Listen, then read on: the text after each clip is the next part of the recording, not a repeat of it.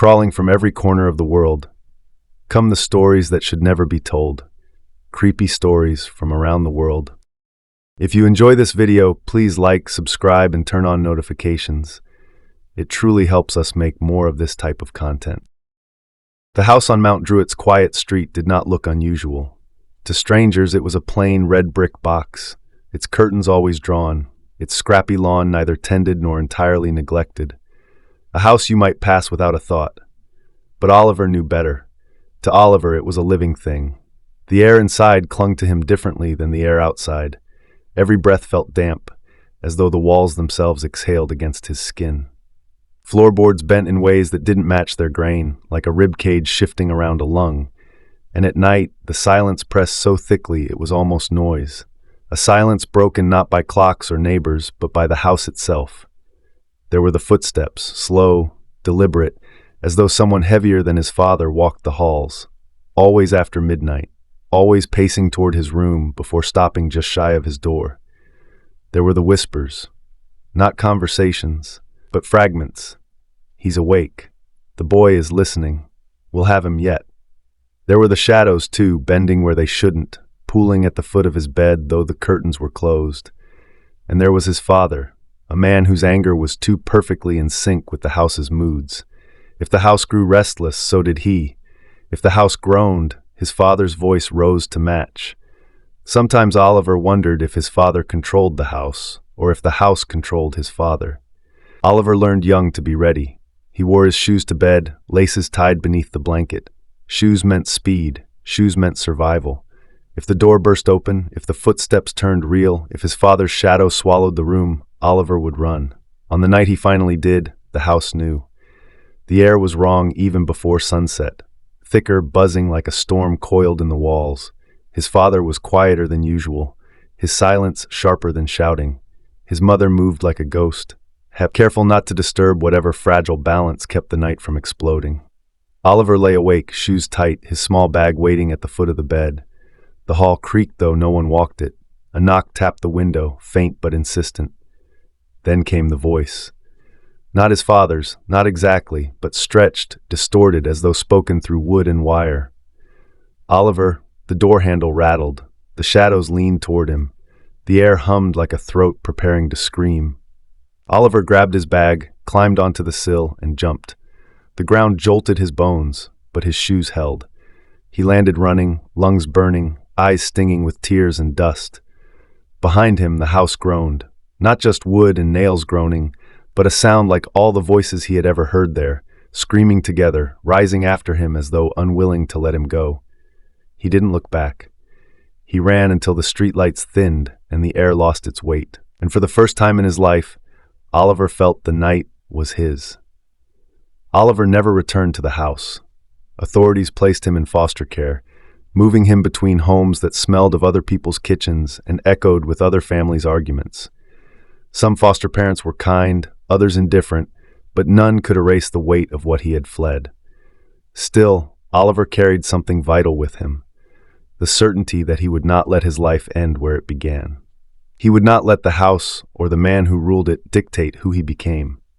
At school, he applied himself with a desperation his teachers mistook for diligence. He read constantly, not just assigned books, but anything he could find.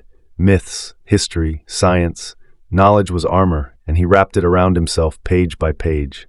Nights were harder. He dreamed of the house often, its halls endless, its whispers louder, its shadows hunting him. Sometimes he woke with his shoes still on, laces digging into his ankles.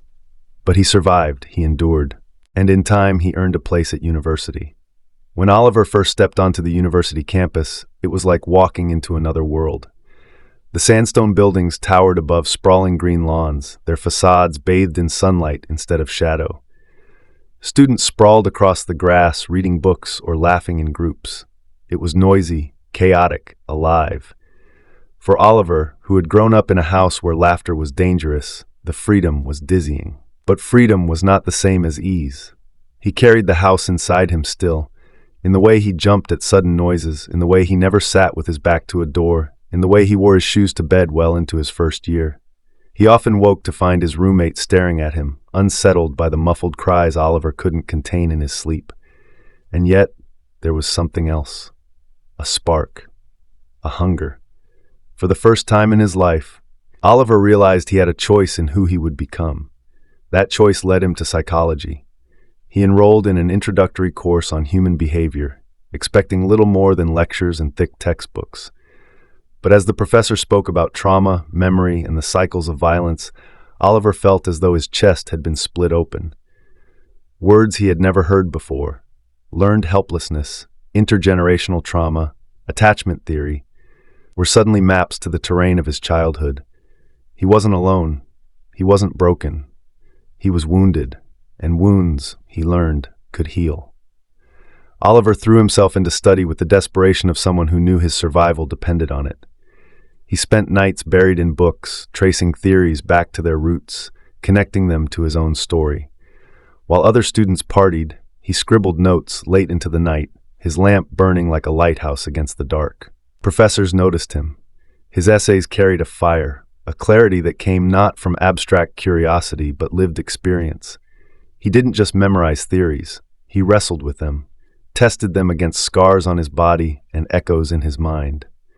By his third year, he was tutoring younger students. By his final year, professors urged him to consider postgraduate work.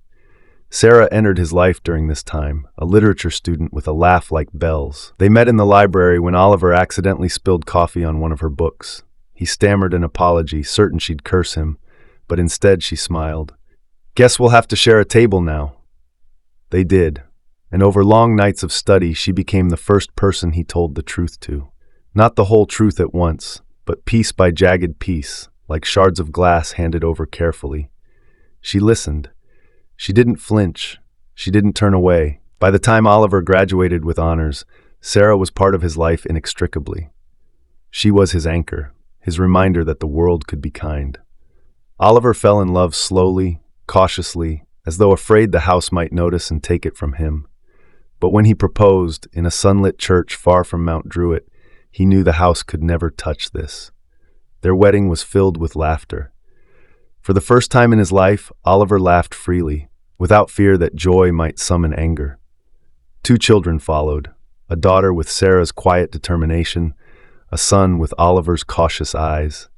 Their laughter filled rooms without shadows waiting in the corners. He pursued a master's degree, then a doctorate, specializing in trauma psychology. His research was groundbreaking, examining the way children from violent homes carried echoes of that violence into adulthood, and what could interrupt that pattern. He wasn't just studying himself, he was building roadmaps for others to follow out of the dark. Years later, standing at the front of a lecture hall, Oliver sometimes paused mid-sentence, struck by the enormity of it. The boy who had once hidden under thin blankets, shoes on his feet, waiting for footsteps in the hall, was now teaching others how to break those same chains. The university had become his home, the classroom, his battleground. Every lecture he gave was another blow against the house, another brick pried from its walls. But even as he spoke of healing and resilience, the house still lingered, whispering. It would follow him into marriage, into fatherhood, into the courtroom where he would finally face the man who had built it. And though Oliver still dreamed of the house, still woke sometimes with the sense of being watched, he began to believe he had outrun it. But the house was patient. It whispered in his dreams, "I am not finished with you." The courthouse smelled of dust and coffee, the kind of stale air that clung to government buildings. Yet when Oliver walked in, the air shifted. It thickened. He had sworn to himself he would never step into places that echoed the house. And yet here it was again. Fluorescent lights buzzing like insects, shadows pooling in corners where no shadows should be. The sensation was familiar. The house had followed him. Sarah sat in the gallery with their children, one hand gripping each of their shoulders as though she could anchor them against whatever storm might come. Oliver's mother sat a few rows behind, her eyes fixed on the floor until she was called. Then his father entered. The chains clinked, but the sound did not comfort. Shackles seemed ornamental, as though iron itself bent to him rather than restraining him. He walked with that same heavy inevitability Oliver remembered, not steps but claims, each footfall saying, "This space is mine." He sat. He looked directly at Oliver. His lips curled in that smile, the one that had haunted Oliver since childhood, the smile of a man who already knew the outcome. The prosecution began by calling Oliver's mother. She stepped slowly, her hands trembling as she took the oath. "Please tell the court," the prosecutor said gently, "what life in the Mount Druitt house was like." Her voice was thin but steady. Life was silence broken by violence. He controlled every breath, every meal, every time the children laughed too loud. She faltered. Her eyes glassed over. "I learned not to laugh. He taught us all." She told them about bruises she'd hidden, about neighbors she'd lied to, about the nights she had pressed her body between Oliver and the man when she knew blows were coming. The defense attorney rose. "Mrs. Clark," he said smoothly, "isn't it true you stayed in that home for years? That you could have left, but didn't?" Her lips trembled. "Do you think the house let me leave?" The words slipped out before she realized. Murmurs rippled through the courtroom. The defense attorney frowned. "The house?" Oliver's mother froze as though she had revealed too much. Her gaze darted to Oliver, then back to the jury. "It was difficult. He made it impossible to leave. That's all I meant." But Oliver had seen it in her face. She had meant what she said. She knew. When Oliver's turn came, his chest was tight. His palms sweated as he swore the oath. "Tell the court what you remember," the prosecutor said. Oliver's voice was hoarse. "I wore my shoes to bed, every night, because if the door opened, I'd have to run." The jurors leaned in. The courtroom grew quieter as though straining to hear. "I remember footsteps in the hall," he continued. "Sometimes heavier than his, sometimes too many feet all moving at once. I remember whispers under the floor and the walls. I remember—" He hesitated. "I remember the house wanting me." The defense attorney leapt to his feet. "Objection, Your Honor. Irrelevant. This is trauma, not testimony." The judge raised an eyebrow. "Sustained. Mr. Clark, stick to events involving your father directly." Oliver licked his lips. He wanted to stop, but the house pressed against his ribs. He could feel it in the marrow of his teeth. "He would hit my mother. He would hit me. He would." His throat closed. He forced the words out. "He would tell me I'd never escape, that the house was him, that even if I ran, it would bring me back." The defense attorney smirked. "Mr. Clark, did your father ever literally say that, or is this another case of your haunted imagination?" Oliver stared at him. Behind the attorney, the courtroom wall bulged, just slightly, as though breathing. The lights flickered, the stenographer's keys stuttered and stopped. Then came the sound, a low murmur crawling under the benches. "He's lying, he's lying, he's lying." The defense attorney paled. He spun, looking for the source. What is that?" The judge banged his gavel. "Order!" The murmur ceased. The light steadied. The stenographer's hands shook as she resumed typing. Oliver's father chuckled. The sound was small, but it filled the room, curling into the ears of everyone present. The cross-examination resumed, but the damage was done. One juror wouldn't look at Oliver anymore, her eyes locked on the ceiling. Another scribbled frantically on his notepad, his lips moving as though in silent prayer. The prosecution closed strong. They spoke of bruises, broken bones, police reports, neighbor statements. The defense mocked Oliver's ghost stories, but their own voices shook. And then, during closing arguments, the fire alarm blared. A shriek of metal and sirens. The judge refused to clear the court. "We finished today." His voice cracked, but Oliver heard the alarm differently. Underneath it was another sound, the long, groaning howl of the house itself. The verdict came at last. Guilty. The word struck the air like a fragile bell. For a heartbeat, silence. Then his father roared. The chains rattled. His voice split into something inhuman. And beneath that roar, every wall of the courthouse screamed back. The day of the demolition dawned heavy and gray, as if the sky itself had chosen mourning clothes. Rain threatened but did not fall, leaving the air thick with static.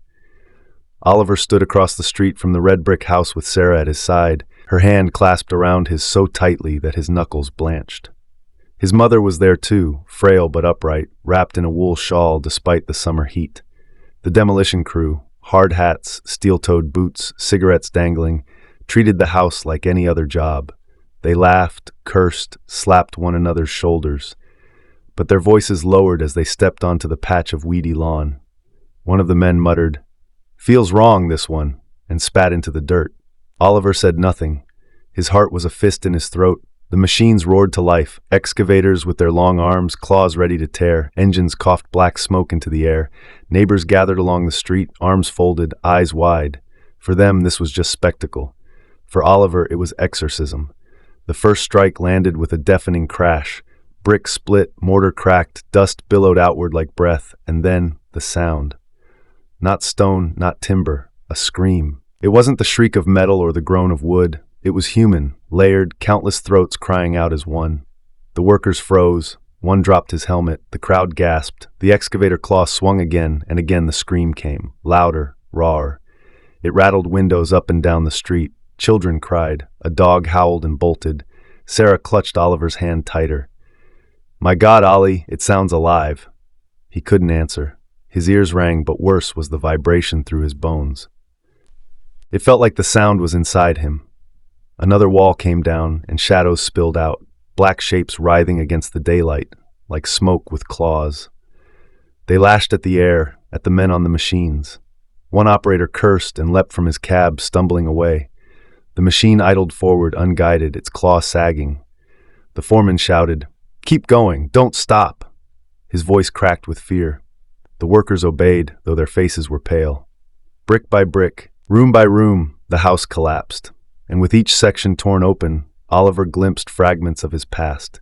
His small bed, sheets damp with sweat, the hallway where his father's boots had thundered, the kitchen where his mother's apologies had fallen like broken glass.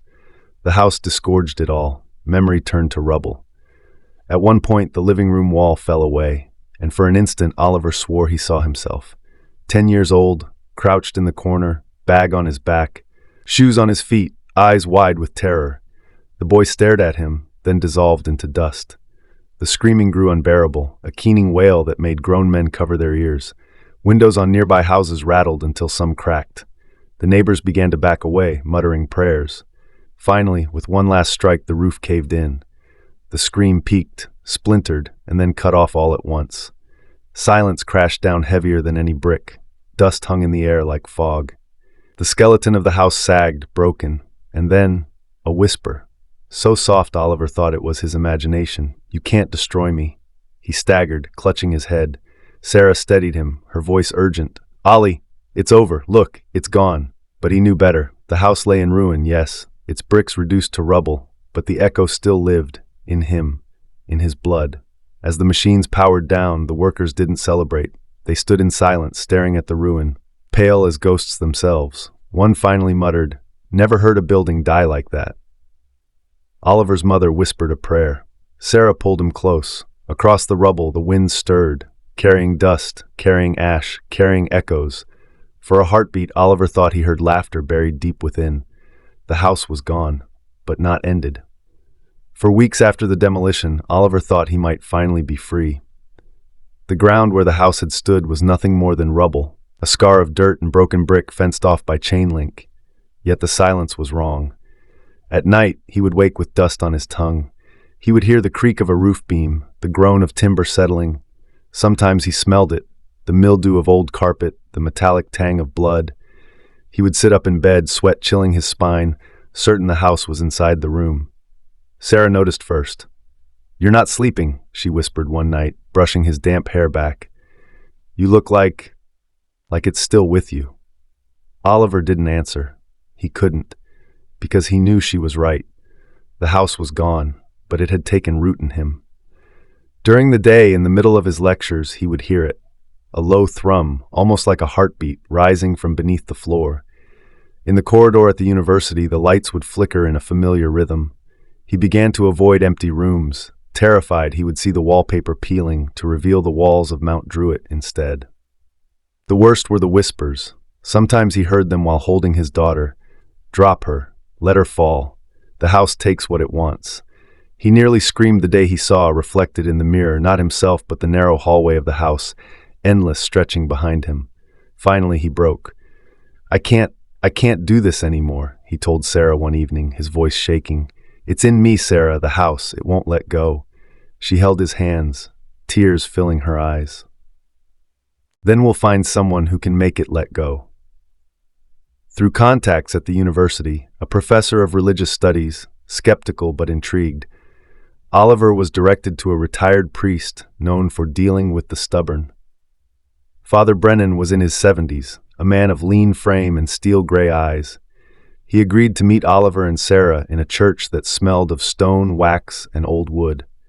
Father Brennan listened as Oliver spoke, listened as Sarah confirmed, listened as Oliver's mother added in a trembling voice, "That house was never just timber and brick." Finally, Brennan nodded. "Some places grow fat on pain, some places drink, and sometimes when the place is torn down, the hunger doesn't vanish, it moves, attaches." His eyes narrowed. "You're carrying it," Oliver swallowed. "Then get it out of me." The exorcism was set for the following night. It took place in the rectory, an old side chapel unused for decades. Candles lined the floor. Sarah and Oliver's mother stood in the back, hands clenched in prayer. Father Brennan began in Latin, voice steady, commanding. Oliver knelt, heart hammering. At first, nothing happened. He thought perhaps it was all theater. Then the temperature dropped. His breath plumed white. The stone walls groaned. From the corners of the chapel came the familiar whisper.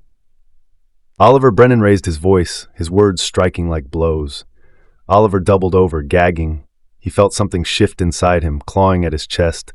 His hands spasmed, his nails scraped against the floor, drawing blood. His voice tore free without his consent. "He is mine." The sound wasn't his. It was the house speaking through him, through his throat, through his soul. Sarah cried out, but Brennan shouted louder, "You are bound to the ruins, not this man. In the name of the Almighty, depart." The air howled. Dust swirled. Oliver's body jerked violently, as if strings yanked him. He saw the house, not in front of him, but inside, its room stacked within his chest, its windows staring from his ribs, its doors slamming inside his skull. "Get it out!" Oliver screamed, his own voice now ragged with terror. "Please, get it out!" Brennan pressed a crucifix to Oliver's forehead. The metal burned like fire. Oliver shrieked. The house screamed with him, a chorus of voices tearing at the walls of the chapel.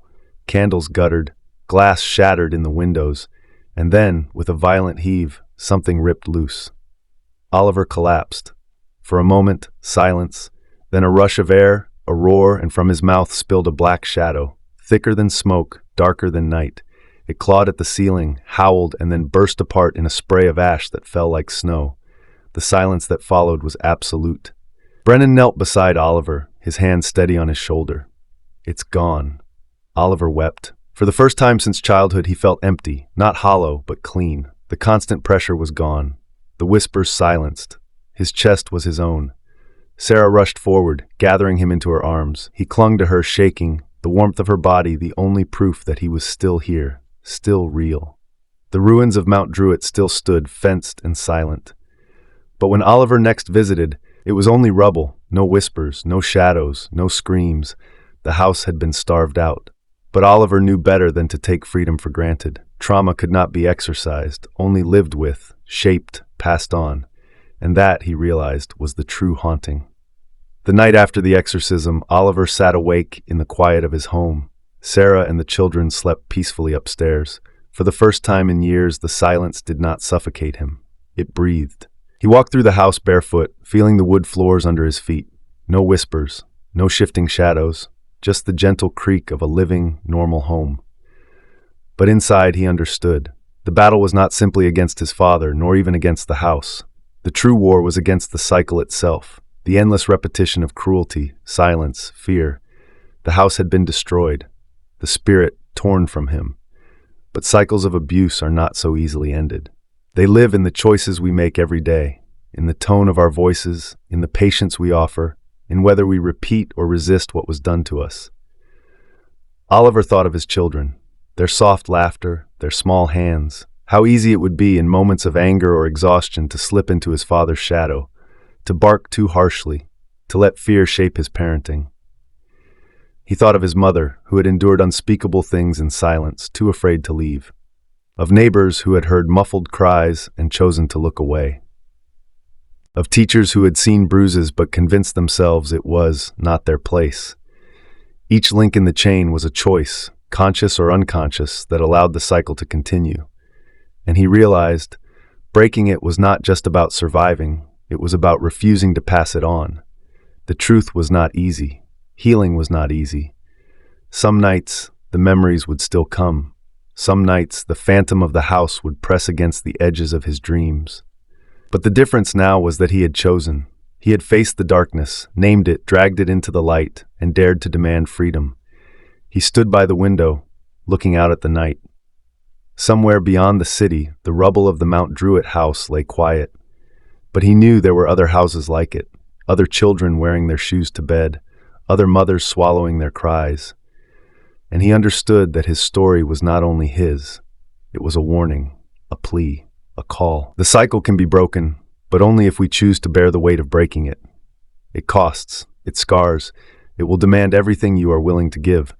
But if you do not, the cycle survives, feeding on silence, feeding on fear. Oliver whispered into the dark, not to the house, not to the ghosts, but to himself and to anyone who might need to hear, "It ends with me." He returned upstairs, kissed his children on their sleeping heads, and slipped into bed beside Sarah. For the first time in his life, he allowed himself to believe it. The cycle was not destiny. The cycle was a choice. And even when it felt impossible, even when it cost you everything, it was up to each of us to try. If you enjoy this video, please like, subscribe, and turn on notifications. It truly helps us make more of this type of content.